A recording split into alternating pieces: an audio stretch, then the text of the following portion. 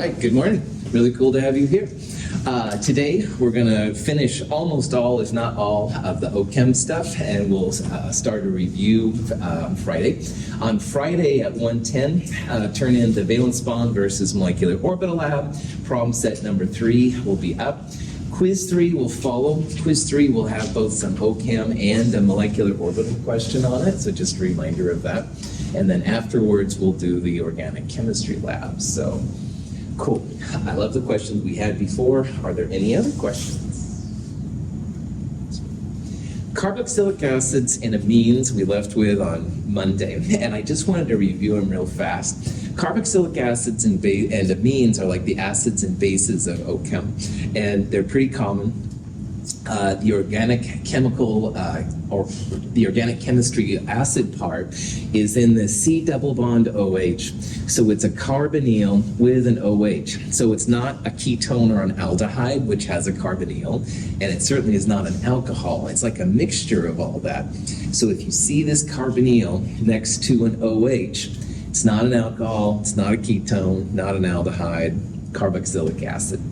This hydrogen is the acidic part. When the H plus comes off, you've got a negative, and that negative is resonance stabilized between those oxygens. So it's a pretty common thing in organic chemistry.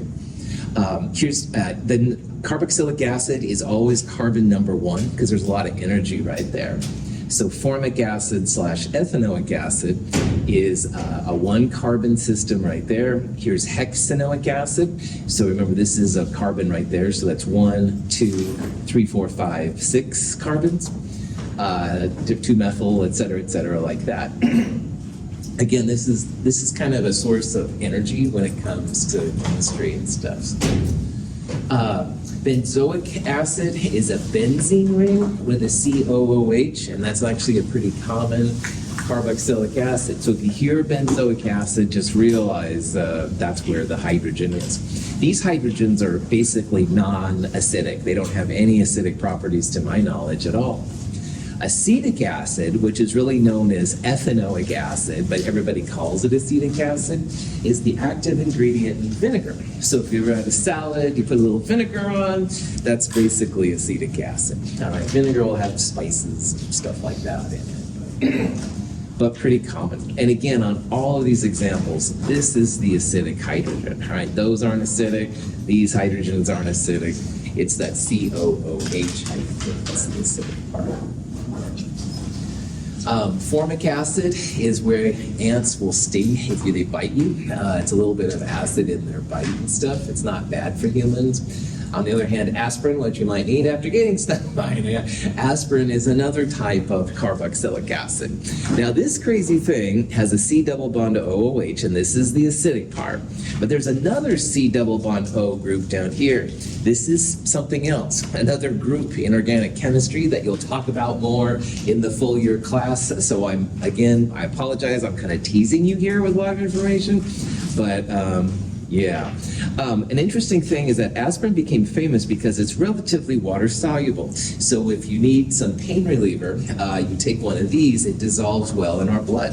And it dissolves well because of this part right here. The O minus version, and the H plus goes in our blood, dissolves better, stuff like that. So on this one here, this was an example of a problem we looked at, but if you want to do it again, it's cool. When you look at a molecule like this, I try to focus on the part that's not just CH3, sp3 tetrahedral carbons. And you definitely, hopefully, at this point can see that this is not that way. These are all sp3 tetrahedrals. This will be part of an alkyl group. But this part right here is what gives it away. And a carbon-oxygen double bond next to an OH is a carboxylic acid. This is always carbon number 1. Most exciting for chemists. So 1, 2, 3, 4, 5 carbons, it would be pentanoic acid. You don't really need the number because all chemists know, supposedly, that the carboxylic acid group is the exciting part. A pentanol, one pentanol would have just an OH right there, and hydrogens. Alcohols have an OH, but not the C double bond O. One pentanone is not a real name. Pentanone is a ketone, and you have to have the carbonyl F a middle carbon. A ketone has a carbonyl in the middle of other carbons, so that's a name that doesn't make sense. An aldehyde, pentanal, is possible. A pentanal would have 5 carbons with a hydrogen right there.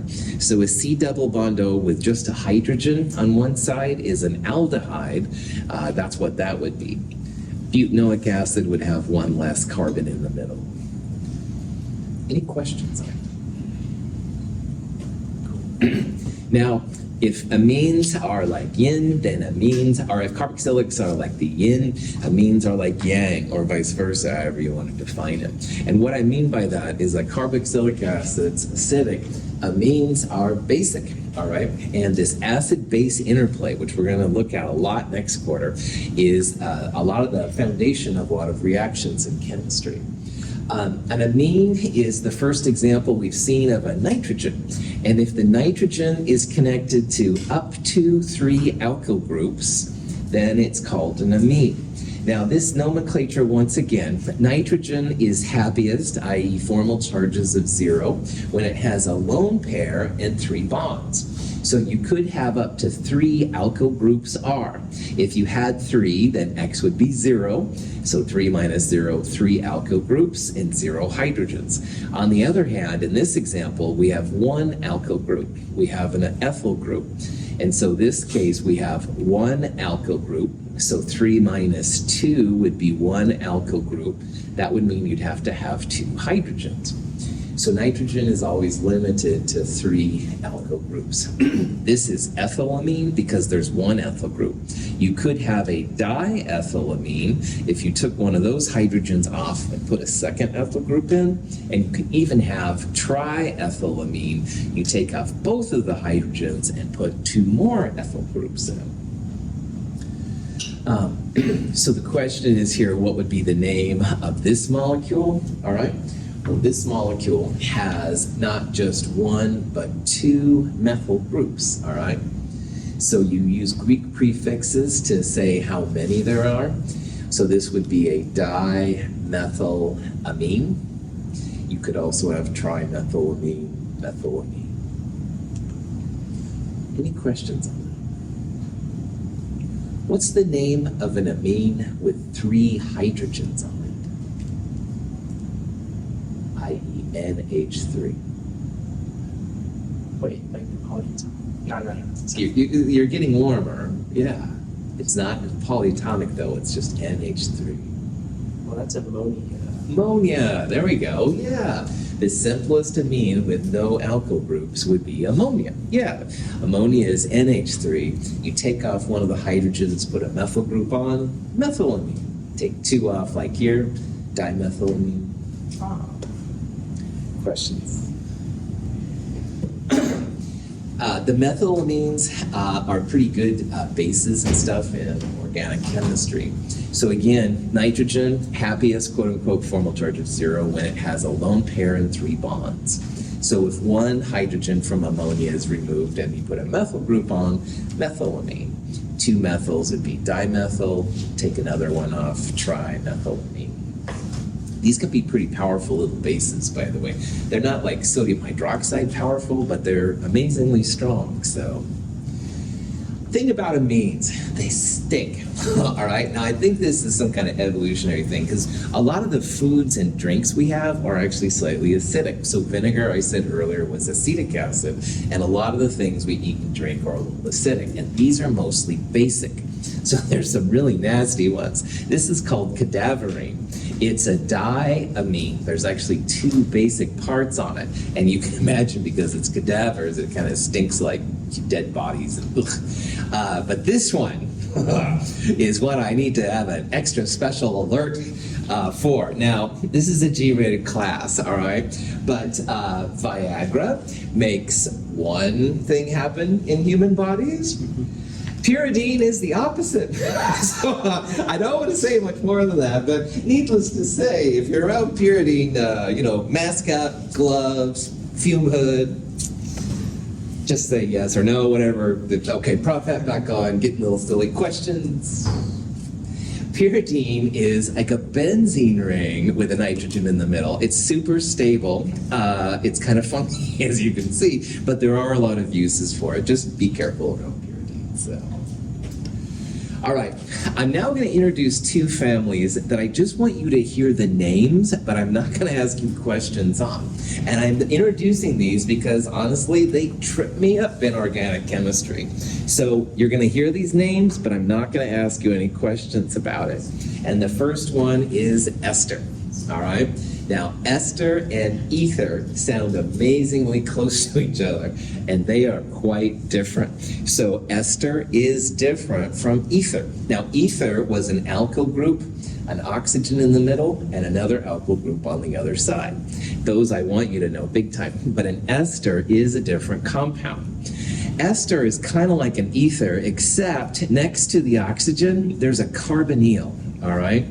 And naming these things is more fun than we need to worry about.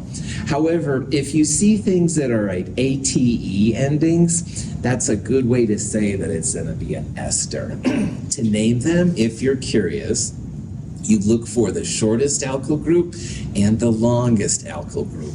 So in this example right here, there's a 2-carbon ethyl group. And on the left, there would be like a 1, 2, 3, 4, a 4-carbon group. That would be like a butyl, all right? And how they name these crazy things, it's the shorter alkyl group, longer alkyl group with this weird ATE thing. So ethyl butyrate, all right? Here's ethyl propanate. All right. Again, it's an ethyl group. That's the smallest one. And then there's a actually, excuse me, this is the ethyl group. Sorry, I got myself tripped up. Oh, I hate esters. Sorry. And, all right, just say no. I went through a lot of therapy as well. Anyway, okay, prop that back on. This is the ethyl group. Sorry, the COOO. This is the carbonyl. So that's why, no, this was the propanate part. This is the ethyl part. Again, the goal here is not that you become experts in esters. That's going to be something in the OChem class you'll deal with. But I want you to know that an ester is different than an ether, because that's one of them that really messed me up. They are very common. A lot of incense has esters inside them. They can smell kind of pleasant, but got a personal grudge. Anyway, questions except for my personal grudge comment? Yeah. So when I name this in organic chem, I have to go the smaller like chain first, right. And then the longer one. Okay. That's right, exactly. AT at the end. So like, okay, let's do a simple one. Here would be amazing. So first of all, if I would say, and I wouldn't, if I said, Clifford, name this, all right. Well, first of all, C double bond O with an O, where there's alkyl groups on both sides, that's where you're gonna have an ester. It's not a carboxylic acid. And the ester, shortest and longest. So methyl would be the smallest one, and you would call it ethanate. Methyl ethanate would be that name. But again, I'm not going to ask you. We have enough fun already. So, okay. Other questions on this? Amine and amide are different as well. And this was another one that messed me up. So I'm just letting you know, all my dirty laundry is being exposed here. But anyway, at the time, I was like, oh, they must be the same. No, they're not. So amide is different than amines. Now, amines have a C double bond O next to a nitrogen. So it's like an amine functionality next to a carbonyl, and that's why they have a different term.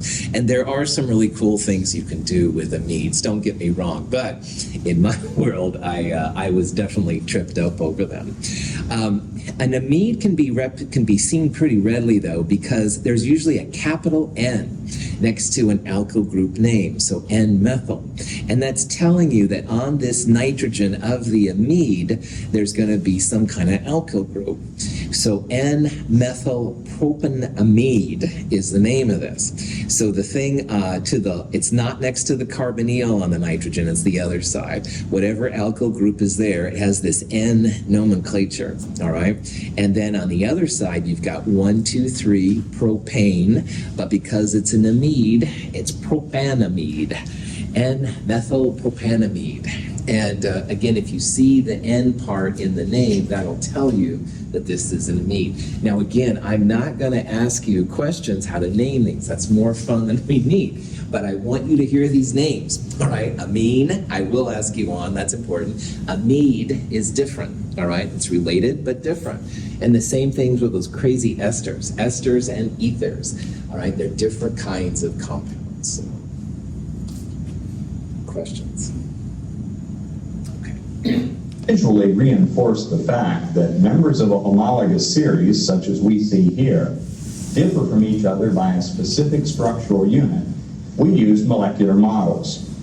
Here, for instance, is the tetrahedron of carbon, a model of methane. In order to turn that model into ethane, we add another CH3 group to the end by substituting for a hydrogen. If we wanted to go from a propane to an ethane, we would remove that specific member of the homologous series, a CH2 group. Reconnecting the carbon atoms, then we're back to our ethane.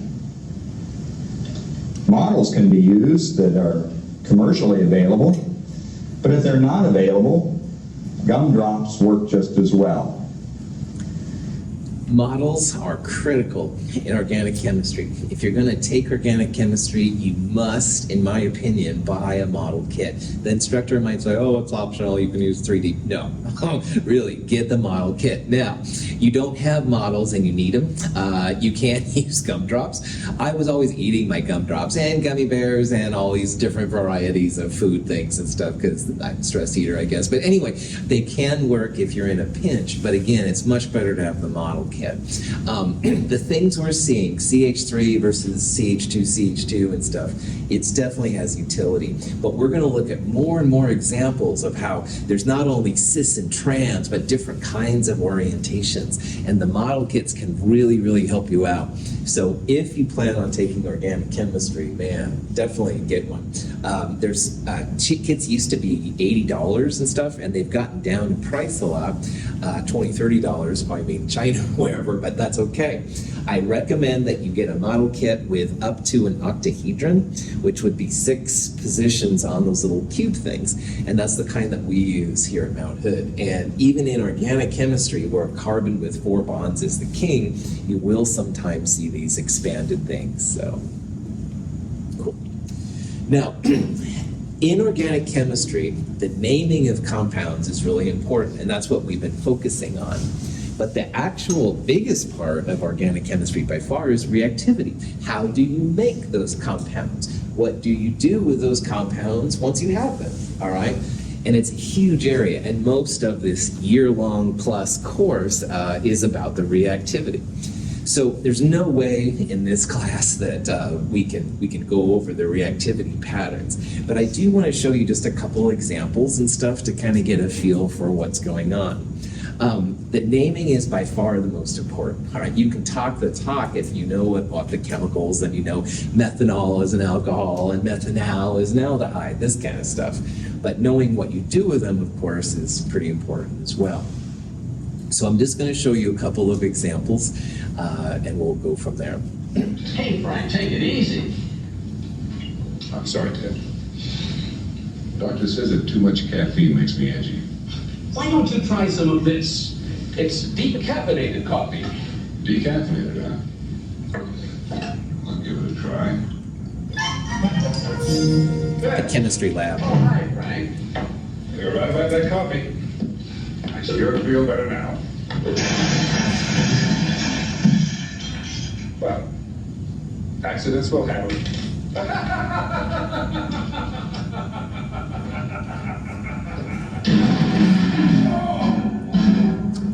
Anyway, that was totally ridiculous, of course, but it tells the dangers of decaffeinated coffee in the chemistry lab. No, I'm just joking. You're probably thinking about this time that I'm laughing like a maniac, and I understand. There's so many different types of things and stuff, and of course, caffeine will help with the reactivity. Don't use decaffeinated coffee in a chemistry lab. Whatever you want to pull out of that video is fine. Maybe we should just go on to the reactivity. So the first type of reactivity we're going to look at is what you can do with a double bond. And earlier I said how the single bond alkanes, they're great fuels. Burn them, catch them on fire, no problem. So butane, methane, propane, stuff like that. But really, it's the more interesting stuff happens when you have double bonds, alcohols, things like that. And so an alkene is, again, a carbon-carbon double bond system. And that double bond has, as we talked about, a pi bond that's both above and below the center of the molecule. And that pi bond gives extra reactivity that the single bonds do not. Now, sometimes scientists will call these unsaturated hydrocarbons. And unsaturated means you can put more hydrogen in, all right? Like you could react the double bond and somehow make it go, and so you had all hydrogen. So just if you hear unsaturated in my chemical world, that just means there's gonna be a double bond or even a triple bond out there. You can add more hydrogen. A saturated hydrocarbon would have all sp3s, i.e. all tetrahedrals, carbons connected to hydrogen and or another carbon, but no double bonds, no triple bonds. So an unsaturated system is just a source of reactivity when it comes to organic chemistry.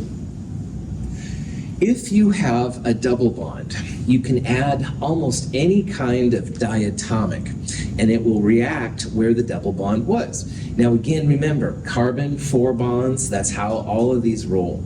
So these carbons right now, if you have a diatomic, a 2-atom system, one atom will go to the left carbon and one atom will go to the right carbon.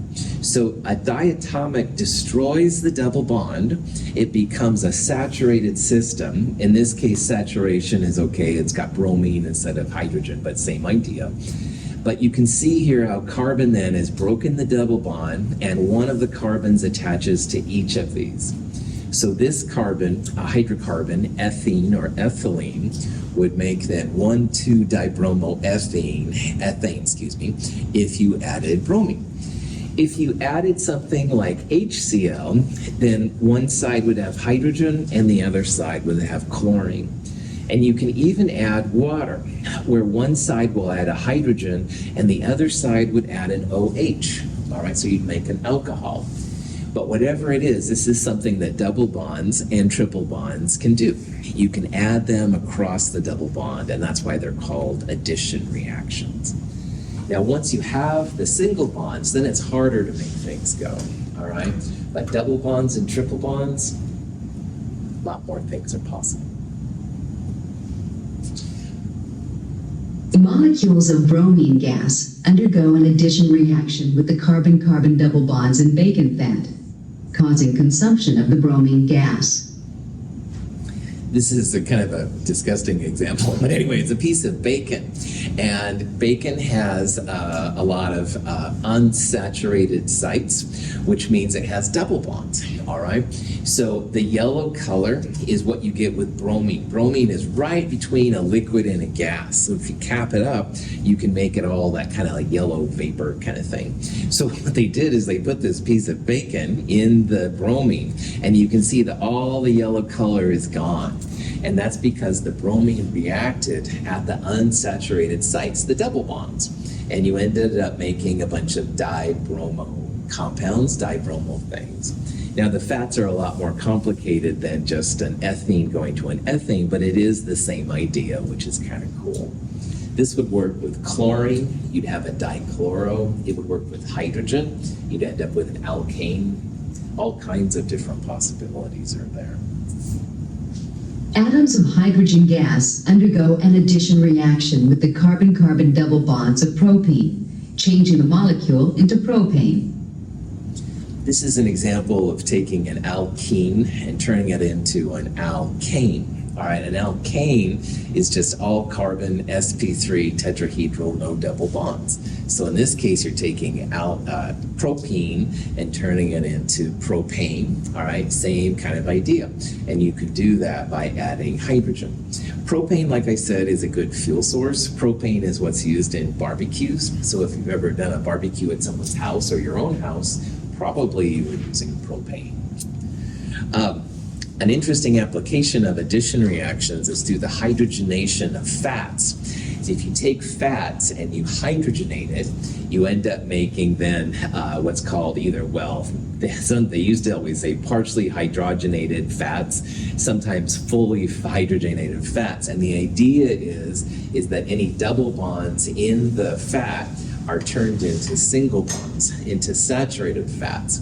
Now, in the old days, you used to see a lot of partially hydrogenated things. These are the trans fats that people hear about and stuff sometimes. Now they claim that the technology is so great that all the fats have been saturated. There's no more partially hydrogenated.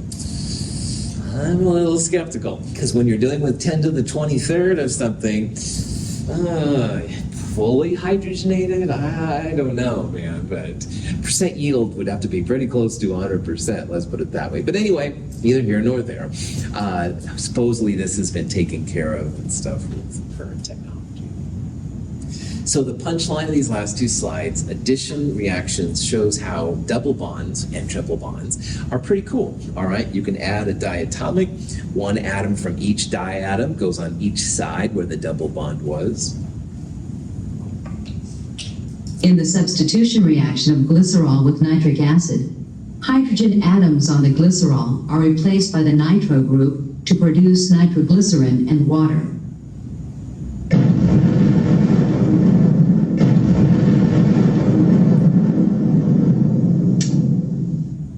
All right, I like explosions, loud sounds. I'm male. Excuse me, I'm just weird anyway, but this is an example of taking glycerol, which is a triol, all right, 3 OHs. And you can actually substitute out the OH part for a nitro group, all right? And if you do that, you end up making what's called nitroglycerin. And nitroglycerin in the old days was used a lot of times as an explosive. Sometimes in the old Western movies and stuff, they're using nitroglycerin. Now, nitroglycerin is a lot more than an explosive. My grandmother had a heart condition, and she would take these nitroglycerin pills once in a while when she felt an attack coming on, and it kept her going for a long time, which was cool. So nitroglycerin is more than just juvenile explosions. This is an example of what's called a substitution reaction, where one group, like an OH, is being substituted for another group, in this case a nitro group. We won't talk so much about substitution reactions in this class just because they're kind of complicated. They're more complicated and sophisticated than where I want to go in this quick overview. But again, it is another kind of a possibility you can do. One that's real common is you can take a halogen, like a bromine, and substitute an OH on it. And that's a pretty useful thing. But that's more for organic chemistry. It's something you'll see in the future. In the reaction of 1-propanol and sulfuric acid, a hydroxyl fragment is eliminated from the 1-propanol to form propene. This is called an elimination reaction. And this is one of the bread and butter reactions, if you will, which means it's very common in organic chemistry. This involves taking an alcohol and turning it into an alkene. So I said earlier, alkenes are really useful. You can add diatomics. Well, how do you make the alkenes? Great question. This is one way to make them. So you start with the alcohol this time. H plus is added, but it's a catalyst. Now, a catalyst in Chem 221 we talked about real briefly. We'll talk about more this quarter. A catalyst is a chemical that goes into a reaction, but it comes out of the reaction at the end, all right? So we have to do this reaction in a slightly acidic environment, but the acid is actually reconstituted at the end. It's kind of an interesting thing. So anyway, you've got the alcohol, you add a little bit of acid to it, and water is kicked out, long story short. The H plus is regenerated at the end. The H plus kind of weakens the double bond, if you will, and then the water comes in and pushes the double bond out. And in the process then, water comes out and then the H plus is recreated at the end. There's more to it than this, all right, but this is an example of something you could do. So, one thing you could see is that, let's say you have ethanol. Ethanol is a 2-carbon system with an OH. And if you added a little bit of H plus, water is kicked out, and you would end up with ethene. or ethylene is the common name, which is just a carbon-carbon double bond. But then you could add, I don't know, chlorine, Cl2, and that would add across the double bond.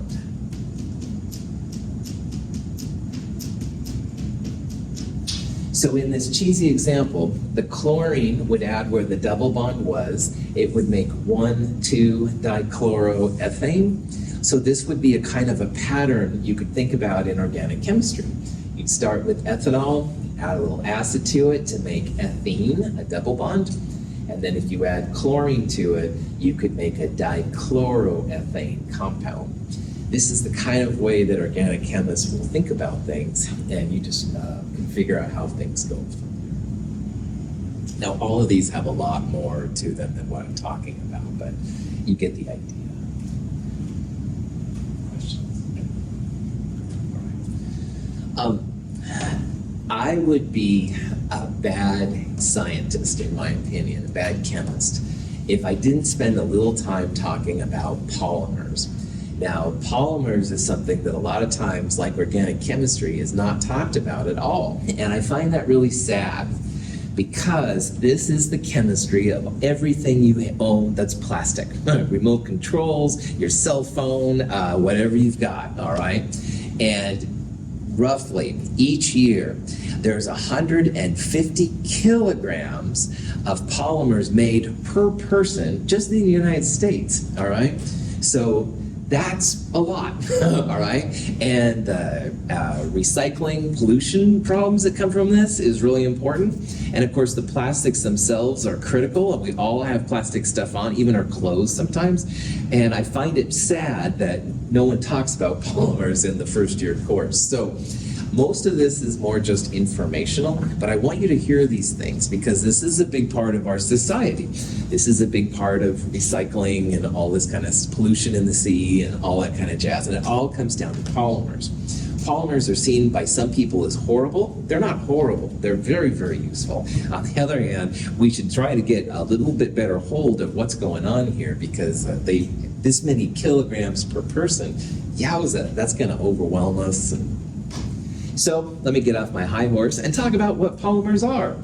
Polymer, the name, poly means many, mer means like parts. So a polymer is like many parts put together, all right? And polymers will sometimes have structures that look like this. This is the structure for polyethylene. Now, ethylene is the common name for ethene. It's a double bond carbon system. And when you make a polymer from ethene or ethylene, the double bond is broken. Now, how many electrons are in each one of these bonding pairs right here? Two. So what happens in a polymer reaction is that double bond is broken. The single bond is still there. But one electron goes to each side, all right? And those electrons come in contact with other pieces with single electrons, and they start making long bonds. So a polymer is literally a whole bunch of little pieces stuck together. That's why there's an N right there. N could be 10,000, 10 million. The numbers are crazy big, we're gonna see, all right? It could be just 5, all right? There's different types of polymers, all right? But it is a repeating unit that goes on, and we'll talk about how these are made. So in a polymer, you have many of these individual units, mers, all right? They start off as monomers, single pieces, all right? And chemistry happens, and you end up making a polymer, which is many pieces put together. The molar masses of these things are just massive, all right? It's like so far in this class, a molar mass of 400 grams per mole would be big. Well, these are more than 1 million grams per mole. Often they're just huge molar masses.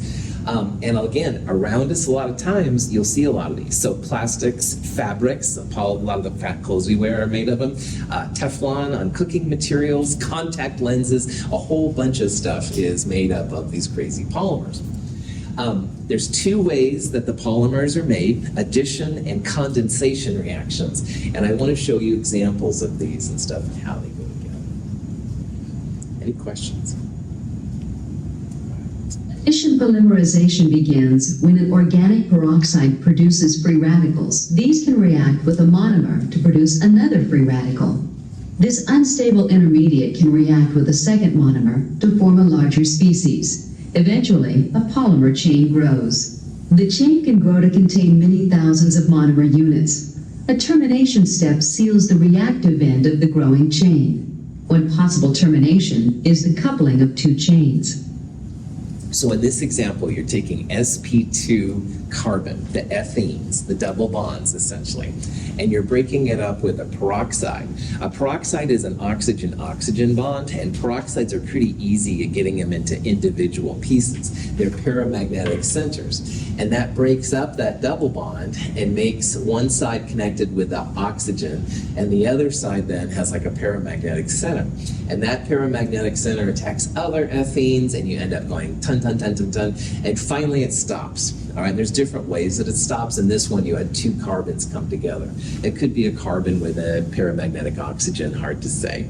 But again, you get a lot of them going together. Just incredible for me, and for what I'm used to anyway. It's really neat. This is a better example.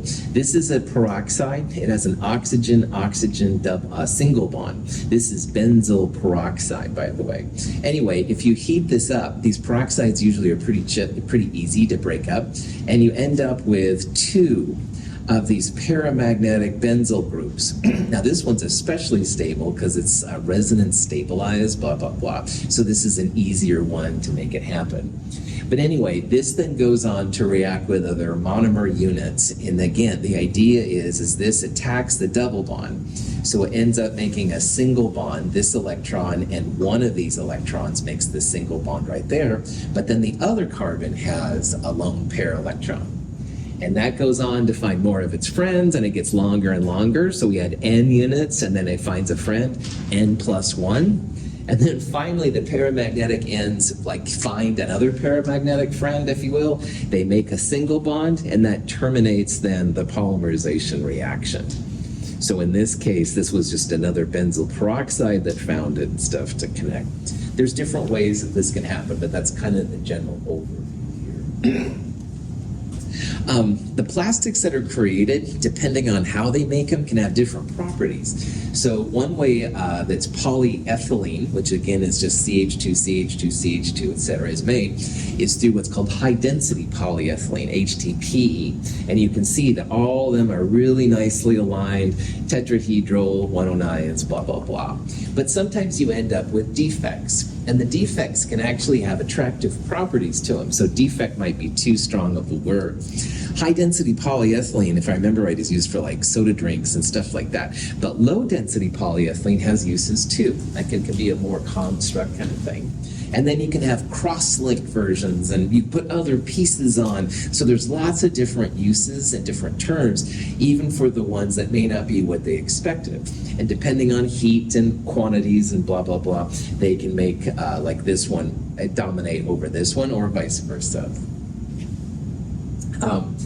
Crazy things. Polystyrene is another type of a plastic and stuff. You have a different monomer unit.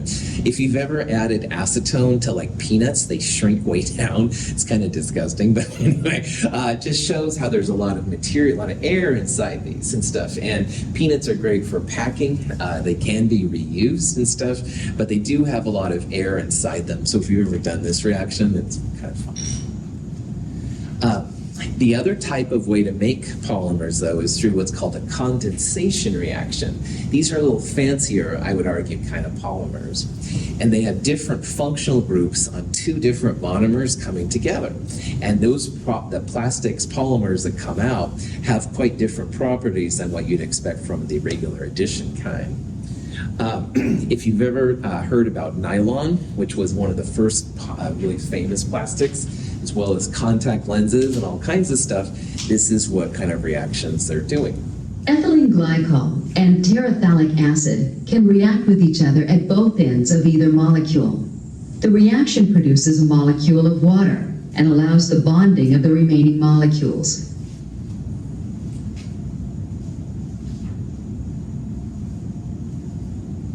If many such molecules are available to react, a polymer chain of polyester is produced. Polyester is a type of fabric that's used, and polyester comes from ethylene glycol. So in this case, A is 2 carbons. Ethylene glycol is a diol, all right? This thing is terephthalic acid. It has a benzene ring in it. I'll show you a picture here in a little bit. But when you do this, and they want ideally alternating functional groups like that, you end up with polyester. Now, in this case, water is kicked out. So people will measure the water produced to figure out like how many of these units have put together. And they'll have higher efficiency for certain types of polyester. Here's a better picture of both of these compounds. Ethylene glycol we saw earlier, it's a diol, it's a double alcohol. So ethylene, ethyl is 2 carbons. You have 1 OH on both sides. Now, terephthalic acid is also a diol. It's got a benzene in the middle of it, so 2 carboxylic acid groups, basically. And these two will combine together. So they end up making polyethylene terephthalate, PET, PET, which is a type of a polyester. Now, phthalates are what's in a lot of the plastic bottles. And maybe a couple years ago, there was a big rush to have phthalate-free bottles, which I think is good. Phthalate is one of these groups and stuff. And there's different, I'm not going to go into the health parts about it, but that's one of the things that people were worried about, blah, blah, blah. Anyway, in this example, water is created, and for every water, you have one combination of these two coming together. So by knowing the amount of water, you can back calculate then how many of these units came together. Cool. Polyester is literally everywhere. Again, a lot of fabrics are using it. The balloons and stuff have it. Some soft drink bottles and stuff will have it. Mylar film does like that. This is making it. It's kind of cool. This is nylon 6,6, the most famous nylon. When adipoyl chloride and hexamethylene diamine come into contact, hydrogen chloride is given off and a polymer is formed. Check this reaction out. This polymer is commonly known as nylon 6,6, one form of nylon. See how it kind of The number 6,6 indicates that there are 6 carbon atoms in each of the monomer. These are wild reactions. The way they can pull it out like that just blows my mind. Now, the 6,6, of course, means something. This is a better look at this. Now, these compounds, this is adipoyl chloride. This is a type of C double bond O with a halogen next to it. We haven't talked about it. I'm not talking about it, but you can see what it is. This is a diamine, 2 nitrogen groups. And when these connect, you end up making hydrochloric acid. But the crux of it here is you end up with a C double bond X to an N. This is an amide we talked about. You don't need to know how to name them, but I want you to hear that name. Amides happen. And the 6,6 comes from the fact that the 2 groups here have 6 carbons in them. So there were 6 groups in the adipoyl chloride part, and there are 6 carbons here in the diamine part. And yes, you can have nylon with different numbers after it. Those refer to the number of carbons in those 2 units. Nylon is pretty cool. Changed the fashion industry big time, as well as polyester for that mean. But anyway, this is how it's made, and there's different versions of it. Lots of uses for polymers, all right, like I said. Teflon, which is used on anti-stick things on cookingware, is an example of a polymer. Polytetrafluoroethylene. Fabrics, of course, we already talked about. Milk and soda bottles have high density polyethylene. So when you have the CH2s all kind of in a line like that, that's the high density part. So every time you have a Coke or something like that, or water, Gatorade, whatever. Styrofoam, which is still around, is polystyrene. Plastic wrap, saran wrap, is actually polyvinylidene chlorine, which is another crazy one stuff. Contact lenses are super important, of course, for people. That's got a fancy, polymer. But one of the best uses, I think, is bubblegum. I used to chew a lot more bubblegum than I did, but it is important. Bubblegum is essentially what's called a copolymer, where you have a couple different things coming together. It's probably not the end all if you eat it, but it's probably better not to eat it too. You've got some funky things inside. Slime, if you've ever been at a party or something like that, slime is an example of it. You can cross-link, i.e. this is the cross-link part right here between a couple different groups. This is a cross-link, I believe, with a boric acid group. Again, it's each one of these is like a lecture unto itself, all right, but hopefully you get the idea of some of the things around this that can be helpful. So many polymers are created per person in the United States, and that's just the United States. That doesn't include China and Russia and et cetera, that you have to start thinking about recycling, all right? If you don't, oh man, it's just, don't even get me started, basically. Anyway, the recycling guidelines for plastic usually involve these triangles with a number in the middle of them. And if you can recycle one of these, I sure encourage you to do it. So number one, polyethylene terephthalate is the name of that thing. Number two, high density polyethylene, we saw earlier where the line across of CH2s. 2, 4, and 6 are pretty readily recyclable, it seems like in East County. 1, 3, and 5, sometimes you have to be a little bit more discerning as to a place that will accept it. Number 7 is just a generic number for all the other plastics, and this one is the toughest to get rid of. But sometimes even with number 7, they grind it up and they make it into like bathroom stall doors and stuff like that. So this is something I'm pretty passionate about because, wow, we keep using more and more of this and stuff, and it's just gonna swim through us and stuff, you know. The numbering system, you can look different places. This is just one I found online. Metro here in the Portland area has something like this and stuff that they'll talk about. But it gets into our waterways, which is bad, you know, and there's been reports of people using big nets on the mouths of river before the ocean, and it's crazy the amount of plastic that gets picked up. So I don't think most people are intentionally throwing it away, but it just naturally floats away when it's in a pile, you know, and anyway, I'm off my high horse, but if you can recycle, cool. Questions? All right, that's it for chapter 20, the organic chemistry chapter. I like the way these walls right here. Here's the alkane wall, alkene. Paradox. Okay, I'm just going to shut up now. Anyway, the quiz this week will have a little OChem and a little molecular orbital theory, so just FYI. Even though we're not going to talk about molecular orbital theory in the problem set, there will be a question like that on the quiz. Any questions? All right. Have a great day.